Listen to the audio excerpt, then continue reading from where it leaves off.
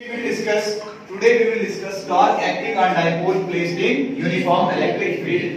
देखो हमने क्या करना है, एक डाइपोल को प्लेस करना है किसके अंदर, यूनिफॉर्म इलेक्ट्रिक फील्ड के अंदर, ठीक है।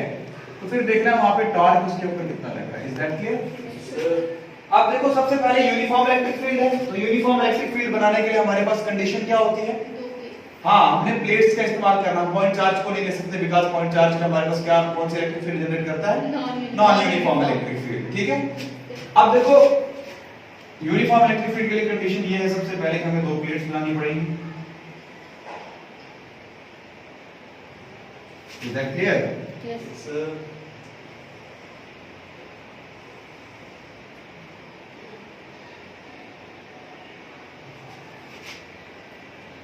इसके ऊपर पॉजिटिव चार्ज और एक प्लेट के ऊपर negative charge, very good, negative charge. Electric field lines will be from positive to negative. Is that clear? This will be the direction of electric field. yes Is that clear? yes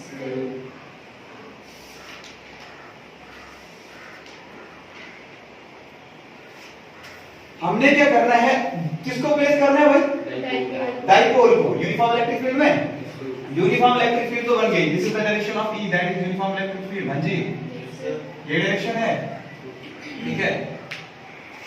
अब हमने dipole को इसके अंदर place करना है। देखो सबसे पहले डाइपोल, आपको पता है डाइपोल की कंडीशन क्या होती है, equal and opposite charges separated by minus q and plus q, separated by small distance. ठीक है, सबसे पहली कंडीशन दिमाग में रखनी कि इलेक्ट्रिक फील्ड कौन सी है, यूनिफॉर्म। कौन सी इलेक्ट्रिक फील्ड है, यूनिफॉर्म। जैसे ही हम अपने डाइपोल को इसके अंदर प्लेस करेंगे तो डाइपोल, देखो यूनिफॉर्म इलेक्ट्रिक फील्ड है तो देखो हम डाइपोल को इसके अंदर जैसे ही प्लेस करेंगे, लेट अस सपोज यहां पे हमारे पास चार्ज है कौन सा, प्लस q, और यहां पे कौन सा, माइनस q चार्ज। ये डिस्टेंस कितना होगा, 2a। क्या डिस्टेंस होगा, 2a। देखो मैं इस चीज को इस तरह से क्यों रिप्रेजेंट कर रहा हूं, क्यों मैं डाइपोल की तरह नहीं, वो स्पेशल केसेस में हम डिस्कस करेंगे, वो स्पेशल केसेस में हम डिस्कस करेंगे कि अगर हम इसको बिल्कुल along the electric field place करते तो हमारे पास टॉर्क कितना लगता है, ठीक है। यहां पे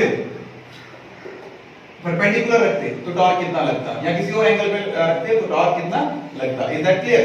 लेट अस सपोज हमारा डाइपोल जो हमने प्लेस किया इस इलेक्ट्रिक फील्ड में, वो बना रहा है एंगल यहां पे कितना, किसके साथ, हाँ इलेक्ट्रिक फील्ड लाइन के साथ, ठीक है। इलेक्ट्रिक फील्ड के साथ कितना एंगल बना रहा है यहाँ पे, थीटा। Is that clear? ये आ गया प्लस q, ये आ गया माइनस q। अब एक चीज यहाँ पे ध्यान से समझना, देखो टॉर्क कैसे लगेगा। देखो ये कौन सा चार्ज है, ये कौन सा है, ये करेगा इसको, ओके। ये कौन सा है, ये कौन सा है, ये क्या करेगा इसको, अट्रैक्ट। ये जो डिस्टेंस है ना, ये late us suppose this distance is dx, तो ये डिस्टेंस भी कितना होगा, dx। बोलो भाई, यस क्योंकि चार्जेस क्या है, इक्वल। चार्जेस का मैग्नीट्यूड क्या है, इक्वल। और इलेक्ट्रिक फील्ड कौन सी है, यूनिफॉर्म। चार्जेस का मैग्नीट्यूड क्या है, इक्वल, और इलेक्ट्रिक फील्ड भी कौन सी है, यूनिफॉर्म इलेक्ट्रिक फील्ड, ठीक है। तो जितनी दूरी पे ये चार्ज होगा इस प्लेट से, उतनी दूरी पे ये चार्ज भी इस प्लेट से होगा। Is that clear? अब अगर दूरी बराबर है, क्या है, दूरी दैट इज डिस्टेंस बराबर है यहाँ पे, और चार्जेस का मैग्नीट्यूड भी इक्वल है, चार्जेस का मैग्नीट्यूड भी इक्वल है, तो जो दो फोर्सेस यहाँ पे लग रही होंगी वो भी क्या होंगी, दोनों केसेस में फोर्स ऑफ अट्रैक्शन है ना एवरीबॉडी। यहाँ भी फोर्स ऑफ अट्रैक्शन, क्योंकि यहाँ माइनस q है, यहाँ प्लस चार्ज है, ठीक है, प्लस q, यहाँ प्लस q और यहाँ पे माइनस q। दोनों केसेस में क्या force of everybody, force of attraction. तो मतलब फोर्स ऑफ अट्रैक्शन भी क्या होगी यहाँ पे, इक्वल। लेकिन अब फोर्स ऑफ अट्रैक्शन इक्वल तो है, एक फोर्स लग रही है ये, ठीक है, एक फोर्स लग रही है इधर, एक फोर्स लग रही है इधर, लग रही है ना, कुछ इस तरह सही है क्या। इनका देखो एक्सिस क्या एक ही है दोनों फोर्सेस का, इसका एक्सिस ये है, इसका एक्सिस ये है। Is that clear? ये फोर्स लग रही है इस तरफ और ये वाली फोर्स लग रही है इस तरफ, कुछ इस तरह से, बोलो भाई, इस तरह से।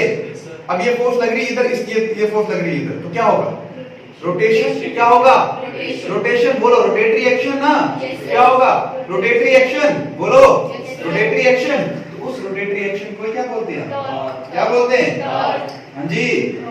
Is that clear? ठीक है, तो अब हम निकालेंगे फोर्स दोनों केसेस में। Is that clear? Force on, अब देखते हैं उसके माइनस क्यू चार्ज के ऊपर कितनी फोर्स लग गई। Force on minus Q charge is given as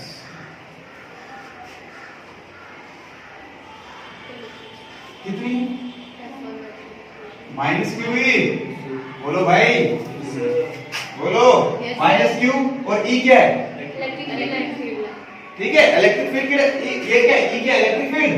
तो यहाँ पे ध्यान से देखना, इसमें डायरेक्शन कहाँ की होगी इस फोर्स की?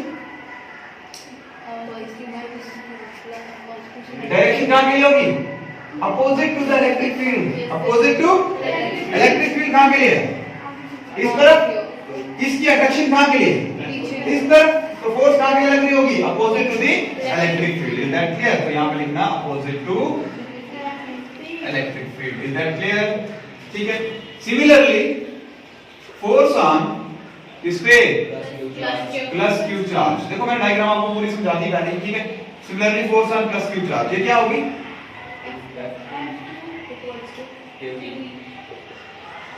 हाँ जी, क्यू। Is that clear? इसकी डायरेक्शन क्या होगी? along the direction of electric field। बोलो भाई, along the direction of, देखो ये प्लस क्यू चार्ज है, ये माइनस है, इलेक्ट्रिक फील्ड की डायरेक्शन तो उस तरफ है ही है, ठीक है। साथ में इसकी भी डायरेक्शन कहां पे हो जाएगी? इसको फोर्स कहां पे लग रही है? उस तरफ। Is that clear? तो along E direct. Is that clear? ठीक है। अब आपको पता है these two forces are equal and direction तो अपोजिट है ना, ये इस तरफ लग रही है, ये इस तरफ लग रही है। अगर ये ईस्ट में लग रही है, कहां लग रही है? वेस्ट में। Is that clear? जब भी दो फोर्सेस इक्वल एंड अपोजिट होती हैं और उनका एक्सेस अलग-अलग होता है, ठीक है, एक ही एक्सेस पे दोनों फोर्सेस नहीं लगती। अगर एक ही एक्सेस पे लगती तो बॉडी स्टेशनरी रहती। बोलो ये रोटेट नहीं करती। Is that clear? ये बॉडी रोटेट नहीं करती। अगर एक ही एक्सेस, देखो ये एक एक्सेस हो गया ना, जो मैं फोर्स लगा रहा हूं एक ही एक्सेस पे लग रही है, मैं इधर लगा रहा हूं और इधर लगा रहा हूं, ये एक्सेस एक ही है इनका। बोलो एक ही एक्सेस पे लग रही है तो कोई रोटेशन नहीं, बॉडी सिंपली स्टेशनरी रहेगी। ठीक है, बॉडी क्या रहेगी? रेस्ट में रहेगी। बैलेंस फोर्स पढ़ा था ना 9th क्लास में, ठीक है। अब देखो, लेकिन वो लग रही है कहां? एक लग रही है इस एक्सिस पे, एक लग रही है इस एक्सिस पे, तो बॉडी इस तरह से रोटेट करेगी। बोलो भाई, बॉडी इस तरह से रोटेट करेगी और इस रोटेटरी एक्शन को क्या बोला जाता है? टॉर्क। ठीक है। These two forces are equal and opposite and are also acting on the different axis। ठीक है, क्लियर है? Hence they will form a torque। Hence they will form a torque and that torque will be given by torque। वो couple बनाएंगे जिसका torque, वो क्या बनाएंगे? Couple जिसका टॉर्क कितना होता है? टॉर्क का फार्मूला क्या है भाई? Force into perpendicular distance. Is that clear? Perpendicular distance. हां जी। अच्छा, torque is equal to force कितनी? इधर फोर्स, कोई भी फोर्स ले लो इन दोनों में से, क्योंकि इक्वल है। हां जी, ठीक है। तो मैं ले लूं Q E, simply Q E into perpendicular distance. अब यहां पे हमने परपेंडिकुलर ड्रा नहीं किया, यहां से इस पॉइंट से, let us suppose this point is A and this point is B and this point is C. Is that clear? आप देख रहे हो यहां से हमने परपेंडिकुलर ड्रा किया। हां जी, यहां पे परपेंडिकुलर ड्रा हुआ या नहीं हुआ? ठीक है, let us suppose this point is B. Is that clear? Perpendicular distance कितना आएगा हमारे पास? BC। बोलो भाई, परपेंडिकुलर डिस्टेंस कितना आया? BC। Consider it equation number first. ठीक है, इसको हमने इक्वेशन नंबर फर्स्ट मान लिया। अब इस ट्रायंगल में से, नाउ इन ट्रायंगल इस BC डिस्टेंस को कैलकुलेट करना पड़ेगा, तभी जाके वैल्यू आएगी ना टॉर्क की। ठीक है, नाउ इन ट्रायंगल ABC, जो राइट एंगल है कहां पे? B पे। ठीक है, अब सबसे पहले देखो हमें निकालना क्या है? BC। तो किस ट्रिग्नोमेट्रिक रेशियो के अंदर BC क्या है? परपेंडिकुलर। परपेंडिकुलर सबसे पहले आता है किसमें? साइन। देखो भाई, साइन में आता है ना, साइन में क्या होता है? Perpendicular upon hypotenuse. Perpendicular upon दो चीजें, देखो निकल, ये दो चीजें हैं, इनमें से एक चीज निकालनी है, एक गिवन होनी जरूरी है, नहीं तो निकलेगी नहीं कोई चीज। ठीक है एवरीबॉडी, क्या यहाँ पे हाइपोटेन्यूज दिया हुआ है? कितना है भाई? निकालना क्या है? इसलिए हम निकाल सकते हैं। हाँ जी, ठीक है। किसी दूसरे रेशियो को क्यों नहीं लिया? क्योंकि उसमें दोनों चीजें दी नहीं होंगी। Is that clear? अब देखो, अगर मैं लेता cos को, तो cos का फार्मूला क्या है? Base upon hypotenuse. बेस का कोई इसमें लेना देना? ठीक है, तो देखो, तो अब देखो यहां से यहां इन ट्रायंगल दिस क्या मैं लिख सकता हूं P upon perpendicular upon hypotenuse is equal to sin theta. बोलो भाई परपेंडिकुलर कितना है BC है ना, हाइपोटेन्यूज कितना है कितना AC is equal to sin theta. अब ध्यान से देखो BC is equal to AC sin theta, AC also AC की वैल्यू पता है आपको? बोलो भाई AC की वैल्यू पता है ना?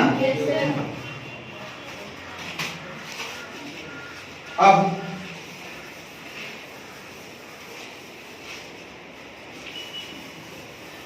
AC की वैल्यू आपको पता है तो AC हमारे पास आएगा BC is equal to 2A sin theta. हाँ जी क्योंकि AC कितना है यहाँ पे देखो A से लेके C तक का डिस्टेंस डायपोल का डिस्टेंस है कितना होता है 2A, तो AC इज इक्वल AC आ गया हमारे पास 2A BC आ गया 2A sin थीटा। ठीक है, अब इस वैल्यू को हम पुट करेंगे, put this value in equation first.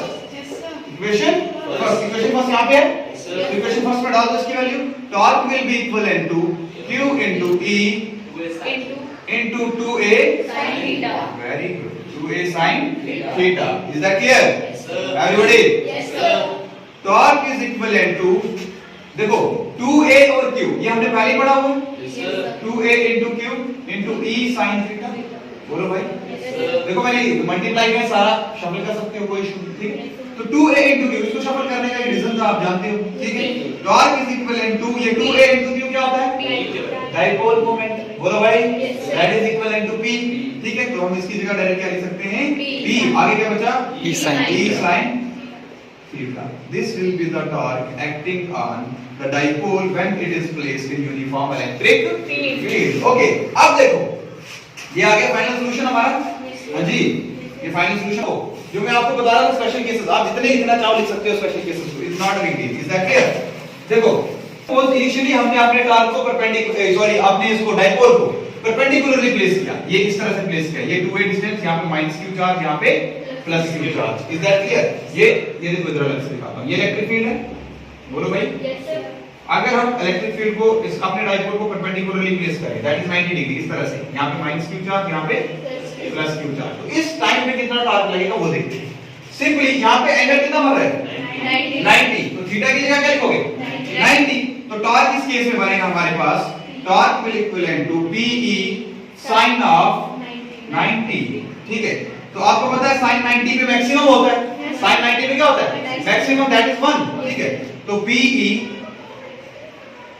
लिखो डायरेक्ट इनटू 1 इनटू 1। ठीक है, तो ये टॉर्क आ गया हमारे पास PE।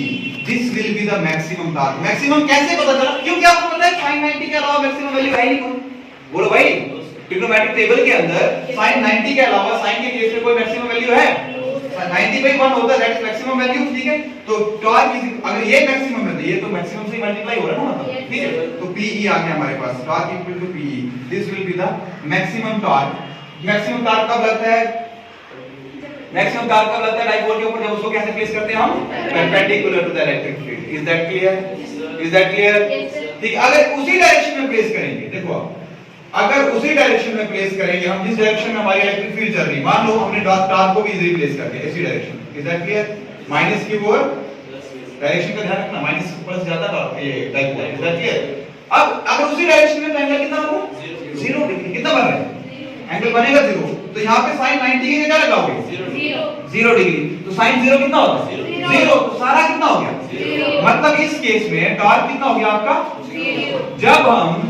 जब हम इसको क्या करते हैं along the direction of electric field place करते हैं डाइपोल को, तो तब इसके ऊपर कोई भी टॉर्क अप्लाई नहीं होता है। Is that clear? और अगर केस करना है आपने लगा दिया भाई इलेक्ट्रिक फील्ड की डायरेक्शन ये है, इलेक्ट्रिक फील्ड की डायरेक्शन ये है, लेकिन अपने टॉर्क को आपने प्लेस किया अपोजिट डायरेक्शन में, दैट इज इस साइड -q और इस साइड +q। टॉर्क की डायरेक्शन तो ये, डाइपोल की डायरेक्शन इस तरफ होती है। ठीक है, तो कितना एंगल बनेगा 180। वेरी गुड, क्योंकि अगर ये इधर है और ये इधर है, इज दैट क्लियर? तो ये एंगल कितना बनेगा 180 डिग्री। तो यहाँ पे साइन कितना आएगा 180। तो कितना होता है भाई 0।